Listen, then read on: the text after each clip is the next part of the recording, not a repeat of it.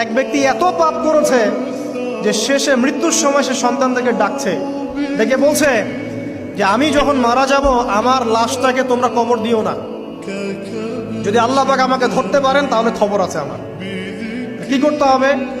সে বলছে যে আমার দেহটাকে তোমরা পুড়িয়ে ফেলবে এবং পুড়িয়ে ফেলার পরে ছাইগুলোকে একত্রিত করবা, করে অর্ধেক ছাই সমুদ্রে ভাসিয়ে দিবা, অর্ধেক ছাই বাতাসে উড়িয়ে দিবা। সন্তানরা তাই করলো। মৃত্যুর পর আল্লাহ পাক এই সমুদ্র এবং জমিনকে বাতাসকে আদেশ করলেন যে তোমরা ছাই জড়ো করে দাও।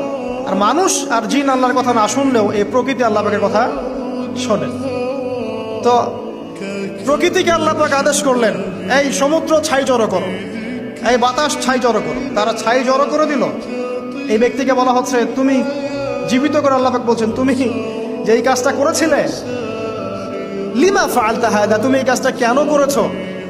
তখন এই ব্যক্তি উত্তর দিচ্ছে মিন খাশিয়াতিকা ইয়া রাব্বি ওয়া আনতা আ'লাম, হে আল্লাহ আমি আমার বুঝে যা এসেছে আপনার ভয়েই আমি এই কাজটা করেছি, আর আপনি খুব ভালো করেই জানেন যে আমি আপনার ভয়ে করেছি নাকি অন্য কোনো কারণে করেছি, মানে আপনি আমার মনের কথা জানেন।